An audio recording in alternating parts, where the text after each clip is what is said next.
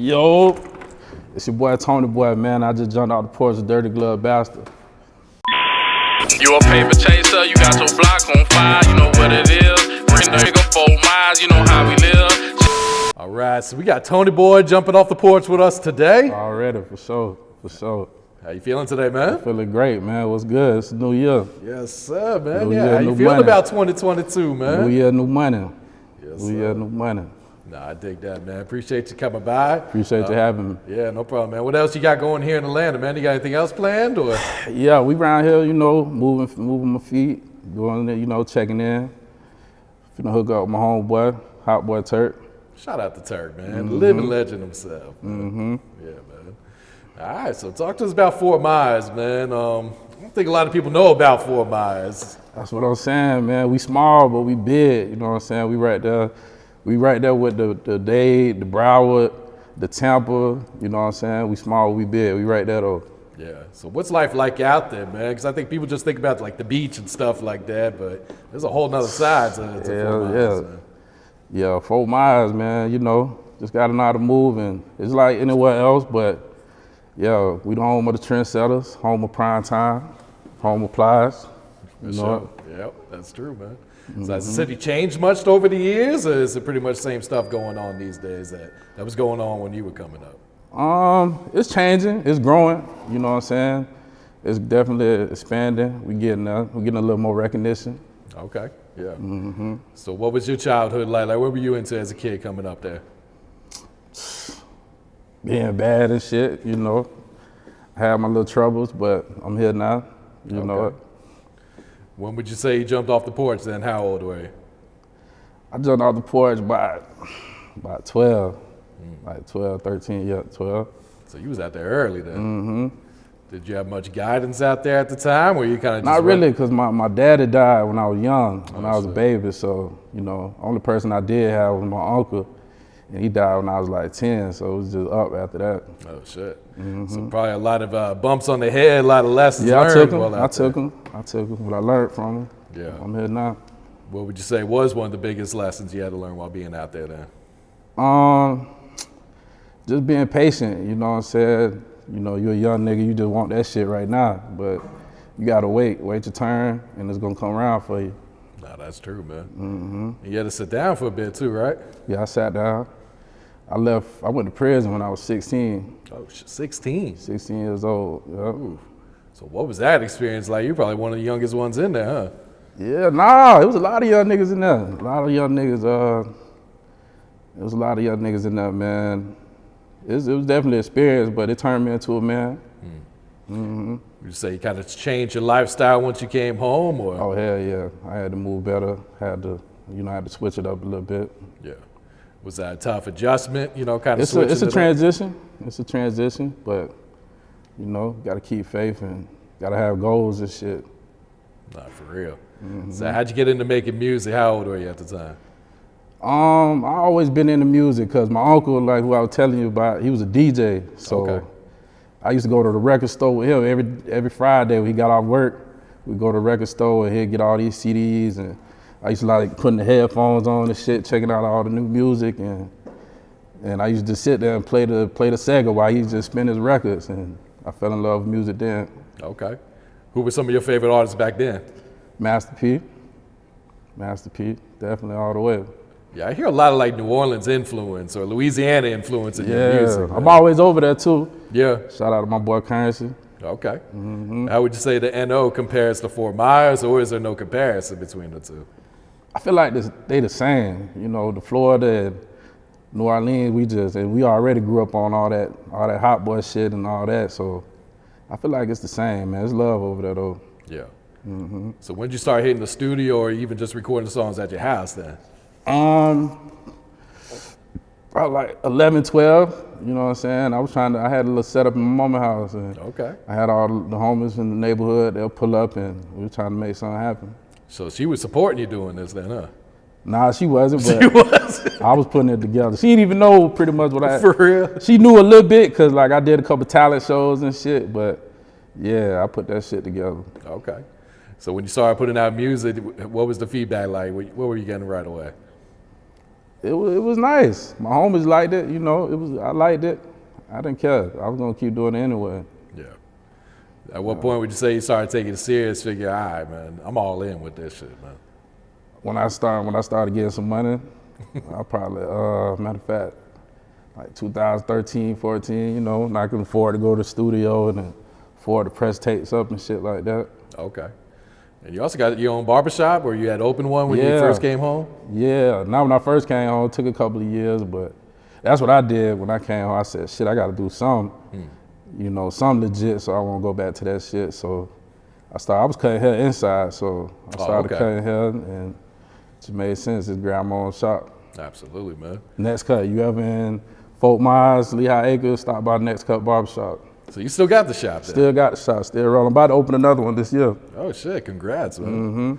Yeah, speak on the challenges of being, you know, that come with being an entrepreneur, man, because people think it's just this lavish lifestyle where you don't need to work or anything, but actually you're probably working harder than someone working a 9 to 5. Yeah. It's like the same, man. It's fast money, so it was an easy call. It's fast money, get money every day. Yeah. Yeah. But yeah, being an entrepreneur, business owner, you know, you deal with a lot from the barbers and different shit, but yeah, I was made for it. Okay. So how'd you link up with Nipsey, man? We saw you guys take that picture together, man. Oh yeah, Nip, man, that's my boy. I've been following Nip since like 09. You know what I'm saying? I flew out there to Boston, had a little concert. You know, I grabbed a little VIP shit. Got to chop it up with him for a second. That was a blessing. Yeah. R.I.P. Nip. For sure, man. So how did you lock in with Currency, man? Same thing, just following, bro. I started opening up shows for him. You know what I mean? I done been on a couple tours with him. Just I saw that on your YouTube, man. Just you know, paying to play, not off him like putting me on the actual tour, but like fuck that, you know, I put myself on the tour. Yeah. I like what bro was doing, and I like his crowd and shit. I said I'm gonna start fucking with it. Yeah, I was gonna say he's got some diehard fans, man. Them bitches ones. Loyal, man. He got some real ones. Yeah. So what were those crowds like? What was that like opening up for Spitter, man? Oh, they chilling, man. They ain't doing nothing but smoking, man. His crowd, he got like that. Everybody in there just got that positive mindset. They just hustlers, smoking, just came out to chill. I liked it up. Nah, for sure. So what's your creative process like? Do you write or you freestyle punch in? I write. Okay. I write. I like write. I want to sit down and put some shit together. Yeah. But I'm trying to get into that a little bit, you know what I'm saying? I see that's the way, but yeah, I like to write. Yeah. I like to put it on paper. What do you feel like brings out the best out of you and your music these days? What bring out the best? I don't know. This is all fun to me. I guess when I'm down, that's when I feel like I come out with the best shit. When I'm just kind of like sad or upset about something, that shit just come out.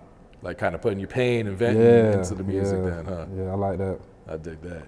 Yeah, and going back to the shows, man. Would you recommend for like upcoming artists to like pay to open up for artists like that? Most definitely, man. Like you got to pay to play, so you know if you got something going, that's a platform that you can get out there and put your shit out on. So pay for that shit, get on that show. Yeah, because at the end of the day, it's all about exposure, man. Yeah, so you putting yourself out there in front of all the people. Platforms and shit, you know, do what you got to do to get your word out. Definitely, man. So what happened between you and Pastor Troy, man? You said you paid him for a feature, never got the verse. What happened with all that? Damn, Pastor Troy. I grew up listening to P. Troy, man, but I don't know what happened. My homie didn't do the verse. We was in heavy communication. He was always hitting me.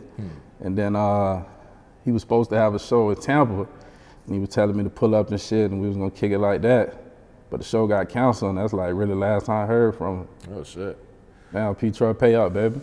Were you communicating directly with him, or was it through With him, management? yeah. Oh, shit. With him. How long ago was that? Probably like 2-3 years ago. Oh, shit. That's crazy right there, man. So what's your thoughts on like the rap game, the music industry, everything that be going on right now? I feel like it's a new game, you know what I'm saying? Like, I'm still kind of a little old school. I'm from the other era, so like, I ain't with all that new shit they be doing. A lot of cloud chasing these days. A lot of cloud, huh? I ain't on that. Yeah. I just want to make, music and get money. I dig that, man. So what's the music scene like in Fort Myers, man? That's what, the music scene, man, we got a lot of talent around there, but, you know, we trying to get our platform together. So, you know, it's just about getting out here and hopefully, you know, it's gonna get stronger and better. Yeah. Is there any opportunities out there, or do you got to travel around, like hit Miami? You got to move your feet, man. You got to get out your backyard and see what this world look like and see what you can do out here, you know? Yeah. Mm-hmm. Would you say most of the artists up there support each other? They fuck with each other, or is it more competition? Like, man, I'm trying to be the first one on. I mean, that's the game. That's the rap game. It's all competition at the end of the day, but, you know, it's love, and, you know. Mm-hmm. I feel that, man. What's been one of the biggest sacrifices you had to make for your career or just in life in general to be successful, man? Like you said, opening up the barbershop and all that too. The biggest sacrifice, like I said, man, just being patient and putting a lot of bread into this thing, moving around, you know what I'm saying? Shit like that. Yeah. All right, let's talk about this new single, man, Paper Chaser. Paper Chaser, y'all go Boy check that Turk out. Frank Lini, man. Yeah, Frank Lini, man. Shout out to Frank Lini. He from the city, Fort Myers, one of the Fort Myers legends. Absolutely, man. You know? So how did this all come about, man? Like, did you already have the relationship with Turk, or did you reach out to him just for this feature? Nah, it came from my homeboy Mogul, man. He do a lot of all the video shit and all that for Turk. So, you know, me and bro been moving around, and it just made sense. It just fell in the lap like that. Yeah. And who did that beat, man? Who flipped that sample, man? That beat, I actually grabbed that beat offline from somebody. Really? Yeah. That shit hard, man. Yeah, I appreciate it. That happened during the pandemic too. Okay. Mm-hmm. So what was it like shooting that video, man? You had Turk in the city, man, or did you go up there? That was here in Atlanta. Okay. We did that here in Atlanta. Yeah. And that shit we was chilling really, man. We was just having a good time. In the back of the parking lot, just drinking and shit, hanging out. Yeah. That shit was special though. Nah, definitely, man. That shit turned out really dope too. How long you been knowing Frank? You been knowing him for a minute? Yeah, I've been knowing Lini for a minute. You know, Lini just be around the city, you know. Yeah. He's so underrated too, man. For real. Yeah. And what about this other song and video for In the Field, man? That's like you had Rob Kazi in that shit, man. Yeah, shout out to Rob Kazi, man. We actually gonna see him on Monday when we back in New Orleans.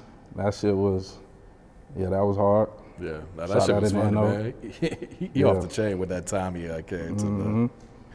So what's it like going up to New Orleans though, man, and working and like, you know, just the kind of networking out there too? I like it, man. They got a good music scene out there. They got good groceries, good food. You know what I'm saying? I love going to the North. Yeah, can't complain about the food when you're in New Orleans, man. They got it lit up there for sure. I love going to the North. Yeah. So you working on a new project right now? Like you putting together a mixtape, EP, album? Yeah, I'm finna put something out, man. I'm finna drop a tape out. I'm finna put something out real soon, top of the year. But right now, we just still, you know, shoot videos, working on more music. Okay. Plan to do any other features for this next project, or? Yeah. I got a lot of features already. You know what I'm saying? So, yeah, just gonna keep rolling with the punches. Whatever come about, it's gonna come about. Okay. Yeah. What's the next single or video you plan to drop? You got something already tucked away? Yeah, one of my next videos I'm trying to shoot. I got a record with Project Pat. Oh shit! So we got to shoot his way and shoot that. That's gonna be major right there. Yeah. What about producer-wise? Who have you been working with, man? I've been working with just some folks out of my city.